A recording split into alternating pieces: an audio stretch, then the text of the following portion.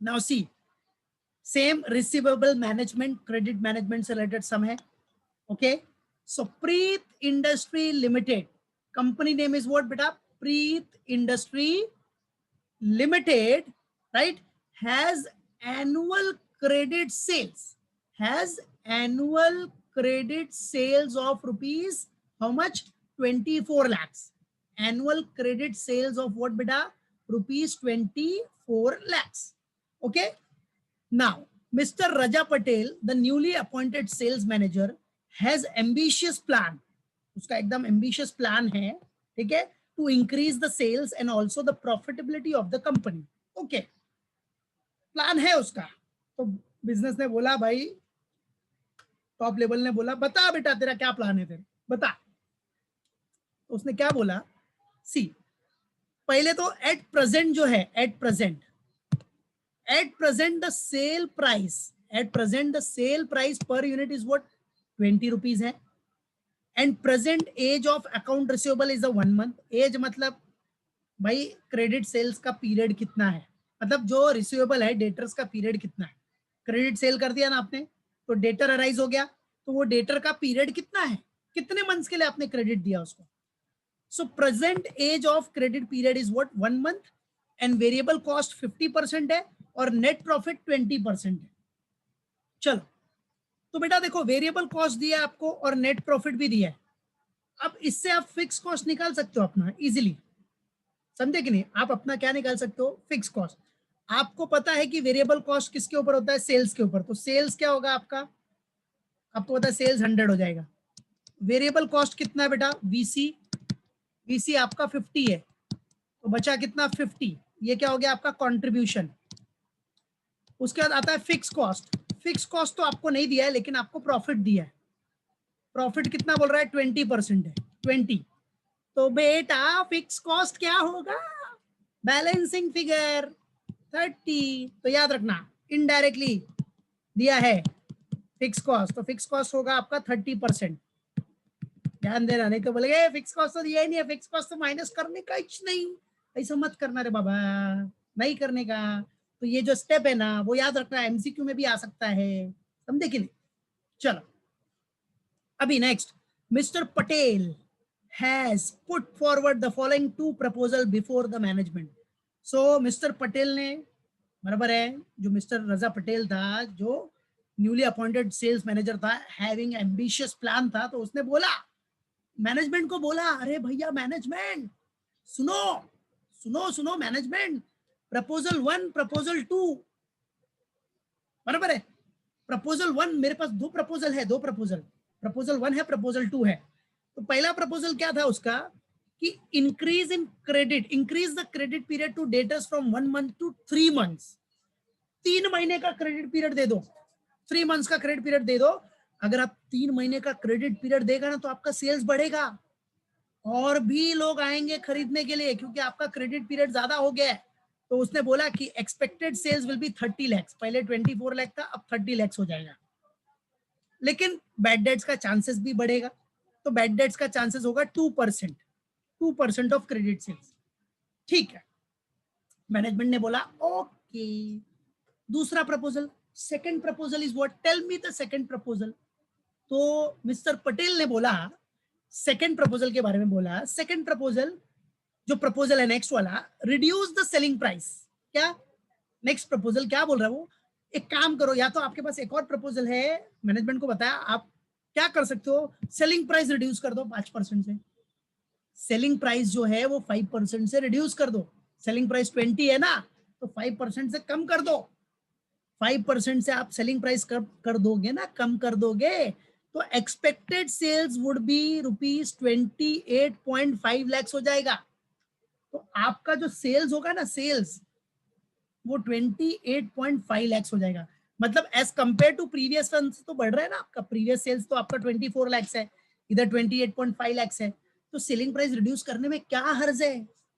तेरा क्या जाता है भाई? सेलिंग प्राइस रिड्यूस कर दे, तेरा सेल्स बढ़ रहा है, बराबर है, उसमें मेरा कुछ नहीं जाता. ठीक है, तो expected sales would be rupees 28.5 lakhs. और बोल रहा है all cash sales, no credit sales. मतलब ये जो प्रपोजल है ना उसमें क्या बोल रहा है, सब कैश सेल्स होगा, no credit sales, no credit sales. Second वाला प्रपोजल जो है ना वो पूरा कैश सेल्स है, ये दिमाग में रखना, बाद में कैलकुलेशन में काम आएगा, समझा कि नहीं? बहुत लॉजिकल थिंग है। तो कैश सेल्स मतलब सेकंड वाले प्रपोजल में बोल रहा है पूरा कैश सेल्स करना है आपको, क्रेडिट सेल नहीं करना है। तो कैश सेल करो, आप क्या करो, प्राइस थोड़ा सा 5% रिड्यूस कर दो सेलिंग प्राइस, तो आपका सेल्स बढ़ना ही है, ठीक है? तो चलो ठीक है, ये भी ऑप्शन मैनेजमेंट ने बोला ओके। और कोई ऑप्शन है पटेल साहब? तो पटेल साहब ने बोला नहीं, बस ये दो प्रपोजल है मेरे पास। अब ये दो प्रपोजल का मैं आपको कैलकुलेशन करके बताता हूँ। दो फाइनेंस मैनेजर जो भी है वो सब कैलकुलेशन करेंगे, सेल्स मैनेजर सब कैलकुलेशन करके दिखाएंगे बेनिफिट हो रहा है क्या। तो वही अपने को करना है, हम मैनेजर है ना तो करना पड़ेगा ना, या डायरेक्टर है तो हमको देखना पड़ेगा, अंडरस्टैंड करना पड़ेगा। तो assuming that the cost of fund is 12%, cost of fund मतलब वो आपका अपॉर्चुनिटी कॉस्ट टाइप हो गया, cost of fund is 12% and other condition remaining the same, which would you recommend? तो आपको मैनेजमेंट को बताना है कि आप कौन सा पॉलिसी बेटर है, मतलब कौन सा प्रपोजल बेस्ट होगा, आप क्या रिकमेंड करना चाहते हो एज अ फाइनेंस मैनेजर, आप क्या रिकमेंड करोगे बताओ, टेल मी। ठीक है, सेल्स मैनेजर ने तो बता दिया, लेकिन आप बताओ फाइनेंस मैनेजर क्या करना चाहिए हमको। तो अब फाइनेंस मैनेजर जो है, जो एमबीए इन फाइनेंस है, बराबर है, वो अब अपना एमबीए इन फाइनेंस का नॉलेज यूज करेगा, ये सब एमबीए के ही चैप्टर है, राइट है। तो अब वो यूज करके हम पूरा कैलकुलेशन करेंगे, कैलकुलेशन करने के बाद जो भी आएगा बेनिफिट आ रहा है तो वो पॉलिसी हम क्या करेंगे, एडवाइस कर देंगे। अगर क्रेडिट पीरियड 3 मंथ्स का देने में बेनिफिट है तो हम वो बोलेंगे मैनेजमेंट को कि आप ये एक्सेप्ट करो। अगर कैश सेल्स में बेनिफिट है तो हम मैनेजमेंट को बोलेंगे भाई आप एक काम करो, 3 महीने का क्रेडिट मत दो, आप कैश सेल्स में भेज दो, कैश सेल्स करो, चाहिए तो डिस्काउंट दे दो, चलेगा, परवड़ेगा, समझा? तो देखना है ना, ऐसे नहीं बोल सकते ना, उसके लिए कैलकुलेशन करना पड़ता है बेटा। क्या करना पड़ता है उसके लिए, कैलकुलेशन। इधर कैलकुलेशन करोगे, फ्यूचर में जब फाइनेंस मैनेजर बनोगे एमबीए करने के बाद, टॉप 10 इंस्टीट्यूट या फिर जो भी इंस्टीट्यूट है उससे करने के बाद, तो आप तो भाई आपके पास तो लैपटॉप रहेगा, सब टेक्नोलॉजी है, उसमें सब सॉफ्टवेयर होता है, फटाफट कैलकुलेट हो जाएगा, खाली देखना है एवरीथिंग। तो चलो लेट्स डू इट। बट कुछ भी कैलकुलेटर जो है सॉफ्टवेयर में नॉलेज रहेगा तो ही आप पूरा एनालिसिस कर सकते हो, सब कुछ देख सकते हो। चलो आ जाओ, so let's solve it. So everything is common, company name is what, Preet Industry Limited, which we have written at the top. Statement showing evaluation of credit policy. Now format, सबसे first number, then plumber, plumber मतलब particulars, number के बाद particulars आ गया, ठीक है। अब बेटा particulars के बाद क्या आएगा, पहला तो प्रेजेंट पॉलिसी, बराबर है, ये हो जाएगा प्रेजेंट, ये हो जाएगा प्रपोज्ड, डांस करने लगा ये तो, और लास्ट में हो जाएगा कैश, मतलब प्रपोजल नंबर 2। चलो सबसे पहले तो प्रेजेंट पॉलिसी,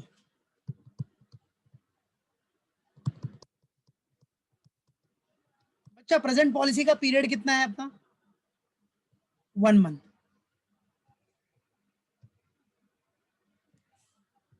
प्रेजेंट पॉलिसी का पीरियड 1 मंथ है। प्रपोज जो प्रपोजल नंबर 1 है अपना, प्रपोजल 1 और प्रपोजल 2, चलो देखो, जो प्रेजेंट पॉलिसी है दैट इज फॉर 1 मंथ, ठीक है। प्रपोजल नंबर 1 जो प्रपोज्ड पॉलिसी है वो 3 मंथ्स के लिए है। और बच्चा जो प्रपोजल नंबर 2 है उसमें क्रेडिट पीरियड आएगा कैसा रे बाबा, वो तो कैश सेल्स है, तो इधर नील, ऑल कैश सेल्स, याद रखना, बराबर है। इसमें कोई क्रेडिट पीरियड मत आए, ये उसमें कोई क्रेडिट पीरियड नहीं आएगा बाबा, समझ लगा है, समझा?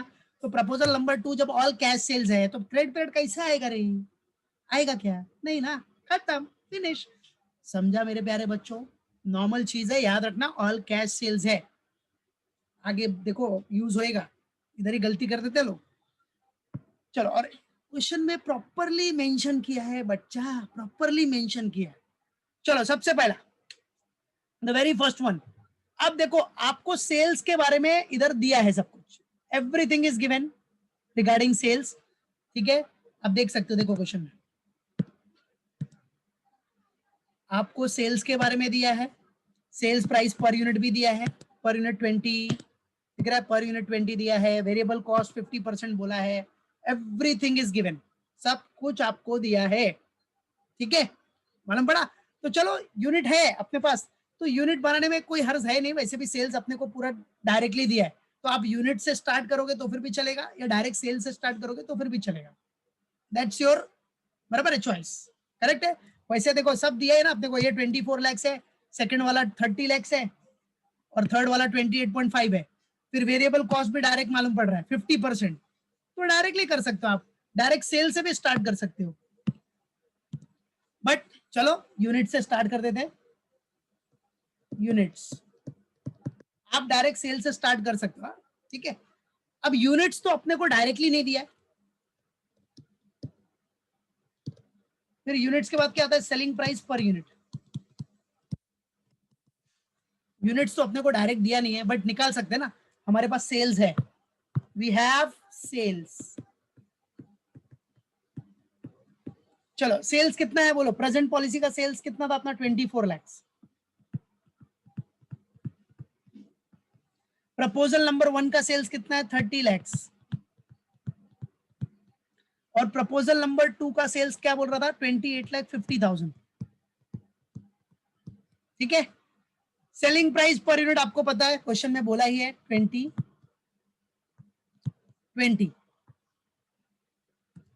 और इसका सेलिंग प्राइस याद रखो, प्रपोजल टू कैश सेल्स है, इसका सेलिंग प्राइस कितना होगा 20 नहीं 5% से आप क्या कर रहे हो, सेल प्राइस रिड्यूस कर रहे हो ना इधर, तो इसका कितना होगा सेलिंग प्राइस बताओ मेरे को, 5% से रिड्यूस किया तो 20 है, 20 तो आपका बेस है, 20 का 5% कितना होता है 1 ना, तो 1 से रिड्यूस किया तो कितना आया 19, कैसे आया ये 19,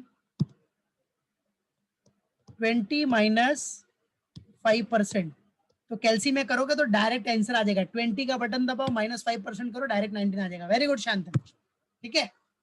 चलो तो अब यूनिट निकाल लोगे आप, निकाल लो यूनिट, 24 लाख डिवाइड बाय 20, कितना यूनिट्स बेचोगे इधर, इधर कितना यूनिट का सेल करने वाले हो आप, शाबाश 1,20,000, वेरी गुड। अरे भाई आप यूनिट्स और सेलिंग प्राइस मल्टीप्लाई करके सेल्स निकालते हो, तो जब आपको सेल्स दिया है, सेलिंग प्राइस पर यूनिट दिया है, तो यूनिट निकालने के लिए डिवाइड ही करोगे ना यार, कॉमन कॉमन है यार, बच्चों वाला है तो, ठीक है। 3 लाख डिवाइड बाय 20, तो कितना यूनिट्स बेचोगे आप इधर 1,50,000, हाउ मच 1,50,000, चेक करना calculation, 3 lakh sorry 30 lakhs divide by 20 किया तो 1,50,000, फिर 28,50,000 डिवाइड बाय 19 किया तो कितना आया, इधर भी वही आ रहा है 1,50,000, डिवाइड करके देखो आ जाएगा आंसर यार, क्या टेंशन लेता है, मैं है इधर, ठीक है। चलो done sales, now next sales के बाद क्या कर दो आप, less variable cost, variable cost कितना परसेंट है बेटा, एट द रेट ऑफ 50%, बस ना यार काम खत्म, वेरिएबल कॉस्ट 50% है तो फटाफट निकाल लो, फटाफट निकाल लो, 50% है मतलब इजीली आप सब कैलकुलेट कर सकते हो कि नहीं, बराबर है, क्लियर है, वेरिएबल कॉस्ट कितना है 50% है, ठीक है। तो जब वेरिएबल कॉस्ट 50% है मतलब देखो सेल्स कितना था अपना, इधर देखो सेल्स कितना है 20 था ना, ₹20 का सेल्स था, 50% किया तो कितना आएगा 10 आएगा, है कि नहीं, कितना आया वेरिएबल कॉस्ट 10 आया कि नहीं, तो चलो, तो वेरिएबल कॉस्ट अगर 10 आ गया तो चलो यूनिट्स कितना है 1,20,000 इंटू 10 कितना हो जाएगा बोलो, यस 12 लैक्स, बराबर है 12 लैक्स, फिर 1,50,000 इंटू 10 कितना आ जाएगा 1,50,000 इंटू 10, यस बराबर है, तो ये हो गया 15 लैक्स, और इधर भी वेरिएबल कॉस्ट 10 ही है, मतलब 1,50,000 इंटू 10, 15 lakhs। भाई इधर सेलिंग प्राइस चेंज हुआ है, सेलिंग प्राइस आप रिड्यूस कर रहे हो, बराबर है। वेरिएबल कॉस्ट तो भाई नॉर्मल है, आपने सेलिंग प्राइस रिड्यूस किया, याद रखना, ठीक है। तो जो वेरिएबल कॉस्ट है वो 10 के हिसाब से ही रहेगा आपका, ठीक है, याद रखना। इधर सिर्फ सेलिंग प्राइस आप रिड्यूस कर रहे हो, मतलब एक तरह से डिस्काउंट दे रहे हो, डिस्काउंट।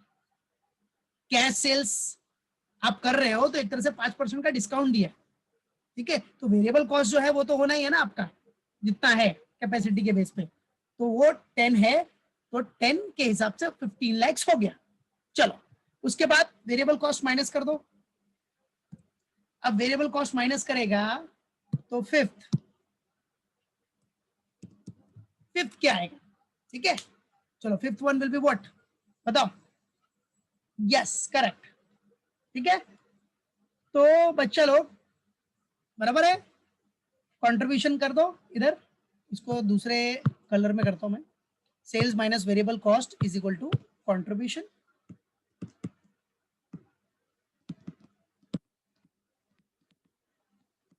कंट्रीब्यूशन, चलो कंट्रीब्यूशन निकालो, कितना 24 लाख माइनस 12 लाख कितना हो गया, 12 lakhs। Then 30 lakh minus 15 lakhs कितना हो गया, 15 lakhs। Then 28 lakh 50 minus 15 lakhs कितना हो गया, 13,50,000, बराबर है।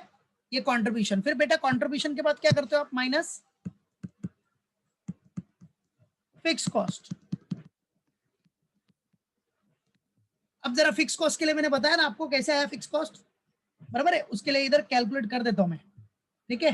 फिक्स कॉस्ट चाहिए तो वर्किंग नोट बना लेना, एक काम करो वर्किंग नोट बना लो फिक्स कॉस्ट के लिए, चाहिए तो छोटा सा वर्किंग नोट नंबर 1। ऐसा बनाने की जरूरत नहीं है, बट याद रखो छोटे मोटे कैलकुलेशन में, एमसीक्यू में आ सकता है ऐसे कैलकुलेशन। तो फिक्स कॉस्ट निकालना है आपको, ठीक है। कैलकुलेशन ऑफ फिक्स कॉस्ट, ठीक है। अब देखो क्या बोल रहा है आपको, सबसे पहला आपका क्या दिया उसमें, सेल्स को क्या एज्यूम करोगे आप, नॉर्मल सी बात है 100% मतलब 100, उसमें से वेरिएबल कॉस्ट, वेरिएबल कॉस्ट को क्या, वेरिएबल कॉस्ट कितना था अपना 50% तो बचा कितना 50, ये 50 क्या हो जाएगा, sales minus variable cost is equal to contribution. फिर फिक्स कॉस्ट, फिक्स कॉस्ट भी माइनस करते हो आप, फिक्स कॉस्ट माइनस करोगे तो आपको मिलता है प्रॉफिट। फिक्स कॉस्ट तो दिया नहीं है बट प्रॉफिट दिया है। प्रॉफिट कितना दिया था बेटा क्वेश्चन में, 20, ओके, मतलब परसेंट, हाँ ये सब परसेंट है, 20%। तो बच्चा लोग इसका जो बैलेंसिंग फिगर आएगा 50 और 20 का डिफरेंस कितना होता है, 30। क्रॉस चेक कर लो, 50 माइनस 30 20 आ रहा है, हो गया। तो आपका फिक्स कॉस्ट कितना हो गया, 30 हो गया, कितना हो गया 30, याद रखना। आ जाओ, तो fix cost at the rate ₹30 per unit, बराबर है, ये 10 पर यूनिट ऐसा है, पर यूनिट के बेसिस पे। तो ये फिक्स कॉस्ट क्या हो गया, एट द रेट वोट बेटा, मतलब 30%, सॉरी 30% है ना, परसेंट, ये तो हम लोग परसेंट कर रहे थे ना, 30% एट द रेट 30%, ठीक है, मालूम पड़ा। और यहां जो आया था वो अपना 10 पर यूनिट था। कॉमन सी बात है ना, वेरिएबल कॉस्ट 50% है तो सेलिंग प्राइस 20 है, तो 20 का 50% कितना आया, 10, तो 10 पर यूनिट का वेरिएबल कॉस्ट हो गया। अब फिक्स कॉस्ट कितना बोल रहा है, 30% है, कितना है फिक्स कॉस्ट, 30%। तो भाई अब निकाल लो जरा 30%, भाई इसमें तो कुछ सवाल ही नहीं उठता, फिक्स कॉस्ट है 30%, तो इसका तो डायरेक्टली वर्किंग नोट दिखा दो इधर, वर्किंग नोट नंबर 1, ठीक है। अब 30% कैसे निकालेगा, फिक्स कॉस्ट पता है ना, जो बेस सेल्स रहेगा, जो बेस है, बेस सेल्स कितना है अपना 24 lakh, base sales is what 24 lakh, तो 24 लाख का 30% कितना आ रहा है, 24 लाख का 30% निकालो कितना आ रहा है बताओ, यस बराबर, करेक्ट, 7,20,000, परफेक्ट है,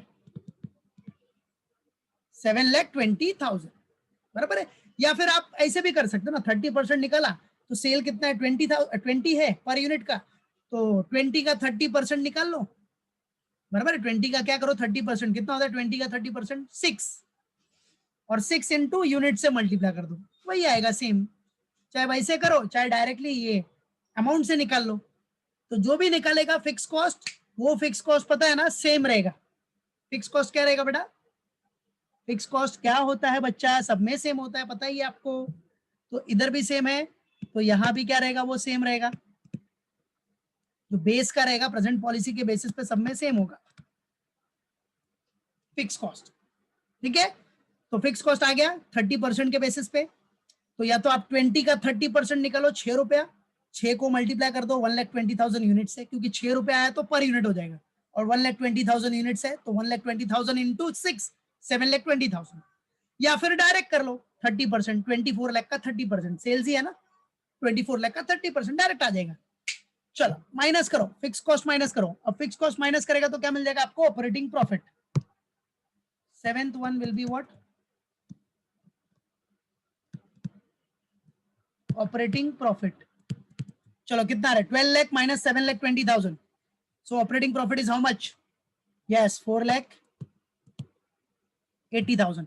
नेक्स्ट 15 लाख माइनस 7,20,000, शाबाश 7,80,000। नेक्स्ट 13,50,000 माइनस 7 लाख, कितना 20,000, कितना आ रहा है 6,30,000, वेरी गुड, ठीक है। तो ये ऑपरेटिंग प्रॉफिट आ गया। अब ऑपरेटिंग प्रॉफिट के बाद क्या करते हैं हम लोग, कुछ बैड डेट्स है तो वो माइनस करते हैं, बैड डेट्स या कलेक्शन कॉस्ट, एडमिन कॉस्ट, ये सब माइनस करते हो। तो बैड डेट्स है अपने पास, बैड डेट्स है।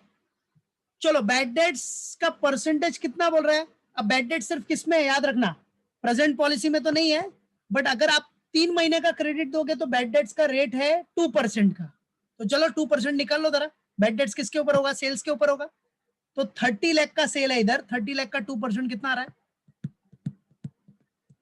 30 लाख का 2% आ रहा है कितना, 60,000, बराबर। तो कैसे आए ये, शॉर्टकट में लिख रहा हूं उधर, 30 लाख का 2%, 30 एल मतलब 30 लैक्स, हाँ ये जो एल लगाया मैंने उधर वो लैक्स है शॉर्टकट में, ठीक है।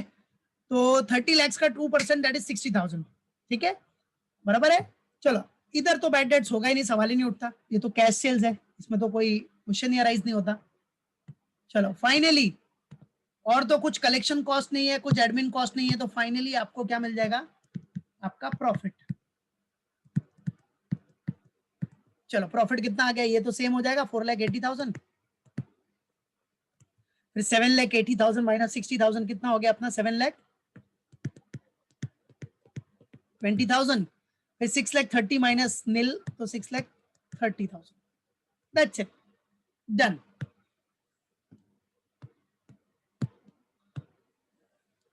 हो गया, ये पहला केस हो गया अपना।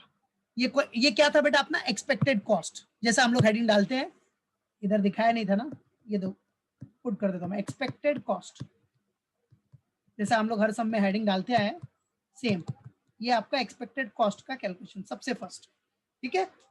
चलो अब एक्सपेक्टेड कॉस्ट के बाद नेक्स्ट एक्सपेक्टेड कॉस्ट क्या बोल रहा हूँ, एक्सपेक्टेड प्रॉफिट निकाला है, एक्सपेक्टेड प्रॉफिट, इसके बाद हमारा आएगा एक्सपेक्टेड कॉस्ट, ये हमारा एक्सपेक्टेड प्रॉफिट हो गया। चलो अब नेक्स्ट अपना क्या आ जाएगा बेटा, एक्सपेक्टेड कॉस्ट, ठीक है।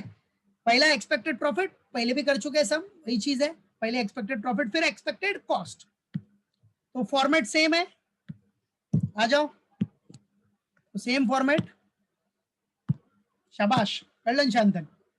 चलो तो ये अपना नंबर, पर्टिकुलर्स,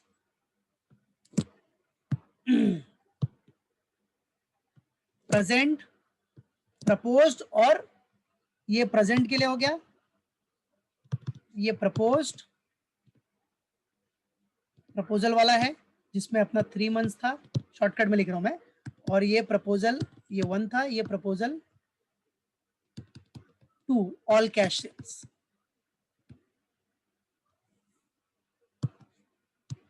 ठीक है, चलो आ जाओ। अब अपना क्या आ जाएगा बेटा, एक्सपेक्टेड कॉस्ट। सो बी, एक्सपेक्टेड प्रॉफिट होने के बाद क्या आ गया, एक्सपेक्टेड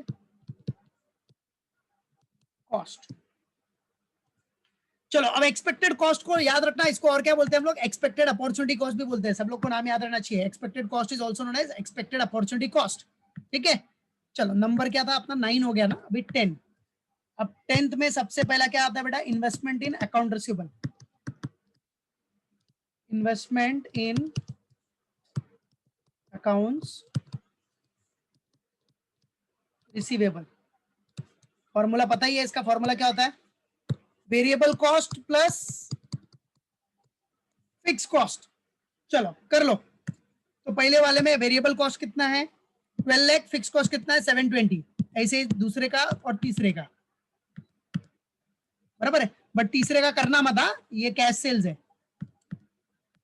चलो तो variable cost plus fix cost, first present policy में कितना आ गया, variable cost plus fix cost 19 lakh 20,000 बराबर है, कैलकुलेशन चेक कर लेना। सेकंड का कितना रहा है 22 लाख 20,000 बराबर है। थर्ड वाले में मत कर देना, अकाउंट रिसीवेबल की बात हो रही है इधर, अकाउंट रिसीवेबल। और ये बेटा ये आपका अकाउंट रिसीवेबल होता ही नहीं है, यहाँ तो कैश सेल्स है ना, तो no account receivable, nil, because of cash sales. याद रखना, भूल के भी मत लिखना। अकाउंट रिसीवेबल की बात हो रही है, अकाउंट रिसीवेबल, तो यहाँ अकाउंट रिसीवेबल है ही नहीं ना, यहाँ तो अकाउंट रिसीवेबल है ही नहीं, है तो पूरा कैश सेल्स है, कैश में पैसा आ गया, तो रिसीवेबल कैसा होगा यार। ठीक है, चलो नेक्स्ट आगे 11 स्टेप। अब 11 स्टेप में क्या निकाल लो आप, एवरेज डेटर निकाल। ठीक है, एवरेज डेटर्स। एवरेज डेटर के लिए बेटा फॉर्मूला आपको बताई है मैंने, क्या फॉर्मूला होता है, इन्वेस्टमेंट इन अकाउंट्स रिसीवेबल, शॉर्टकट में लिखा है, मल्टीप्लाइड बाय क्रेडिट पीरियड कितना है, डिवाइडेड बाय, अच्छा क्रेडिट पीरियड जरा देख लो किसमें, डेज में कि मंथ में, मंथ है, तो डिवाइड बाय किससे करोगे 12 मंथ्स, डिवाइड बाय 12M। चलो निकाल लो, आ जाओ। तो पहले वाले का कितना आ रहा है 19,20,000 इंटू क्रेडिट पीरियड है 1 मंथ है, पहले वाले में 1 मंथ है, डिवाइड बाय 12 कितना आ रहा है 1,60,000। Okay very good. कैसे आया इसका दिखा देता हूँ मैं, 19,20,000 इंटू 1 डिवाइड बाय 12। नेक्स्ट का निकालो 22,20,000 मल्टीप्लाइड बाय 3 डिवाइड बाय 12, इसका कितना आ रहा है 5,55,000। Okay very good, 5,55,000। और थर्ड वाले में तो सवाल ही नहीं उठता डेटर्स का, क्योंकि वो तो कैश सेल्स है। कैश सेल्स में डेटर होता है क्या, नहीं ना यार, बराबर, तो करना मत उधर, ये कैश सेल्स है, इसलिए इधर डेटर्स या अकाउंट रिसीवेबल का सवाल ही नहीं उठता है। ठीक है, चलो 11th हो गया। अब 11th के बाद अपना 12th क्या आ जाएगा, 12th में आ जाएगा अपना कॉस्ट, जो अपॉर्चुनिटी कॉस्ट है। और कॉस्ट कितना परसेंट है अपना, एट द रेट ऑफ कितना परसेंट था क्वेश्चन में, देखा ना आपने 12% था। कॉस्ट कितना परसेंट है अपना, ये देखो, this is what opportunity cost type दिख रहा है। Assume that cost of fund is 12%। ठीक है, cost of fund is what 12%। समझा कि नहीं, अगर ये स्टॉक खरीदने के लिए आपने लोन लिया हो तो उसमें भी कॉस्ट जाता है, बराबर है।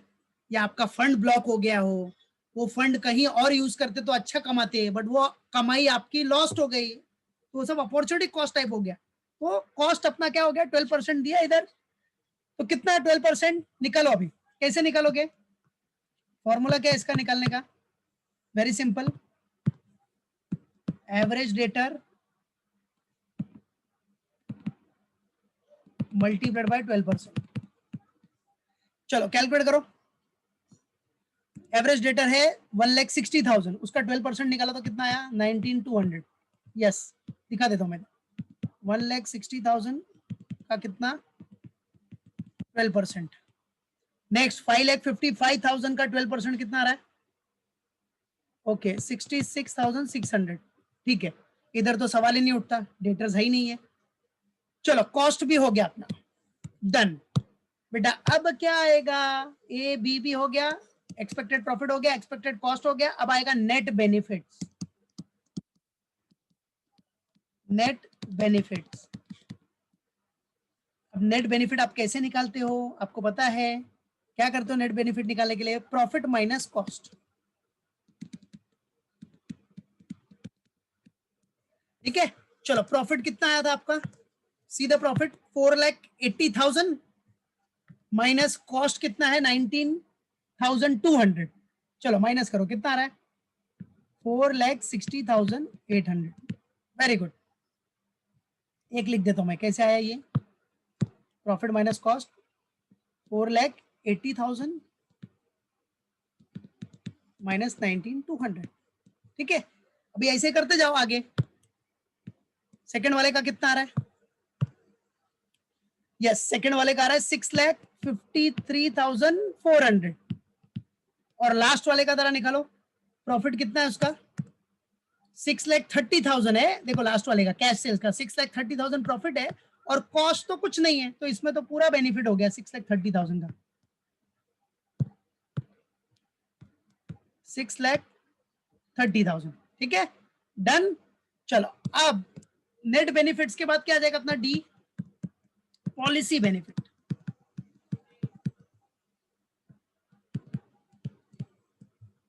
पॉलिसी बेनिफिट्स, चल पॉलिसी बेनिफिट बेटा, पॉलिसी बेनिफिट के लिए पता ना सबको, पहला प्रेजेंट का तो कुछ नहीं देखते, अब प्रेजेंट से सबको कंपेयर करो। ये 653,400 माइनस दिस, दोनों का डिफरेंस निकालो, कितना आया 1,92,600। फिर 6,30,000 और प्रेजेंट से कंपेयर करो, इधर कितना आ रहा है 1,69,200। चलो कौन सा बेनिफिशियल हो रहा है आपको बताओ, यस बड़ी ये बेनिफिशियल है, मतलब आप 3 महीने का क्रेडिट आपको देना चाहिए, आपको क्रेडिट सेल 3 महीने का क्रेडिट से देना चाहिए बेटा, उसमें आपको ज्यादा बेनिफिट हो रहा है। मतलब अब वो मैनेजर एडवाइस देगा, सजेशन देगा, आप कैश सेल्स मत करो, कैश सेल्स में आपको बेनिफिट कम है, क्रेडिट सेल करो। बैड डेट्स का एस्टिमेशन करने के बाद भी आपको क्रेडिट सेल में बेनिफिट ज्यादा हो रहा है, कैश सेल से ज्यादा बेनिफिट है बच्चा, समझा कि नहीं। तो सजेशन दे दो, आ जाओ सजेशन लिख देने का इधर, बराबर है, राइट डाउन द सजेशन, तो इधर सजेशन डाल दो।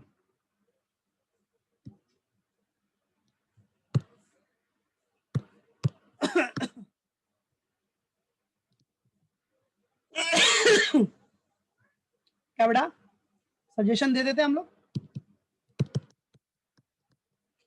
अपने ओनवर्ड्स में देने का। Proposal 1,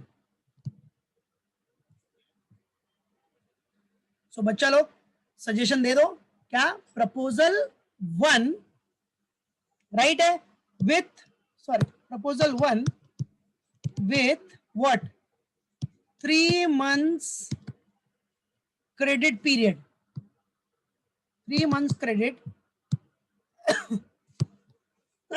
should be accepted, as it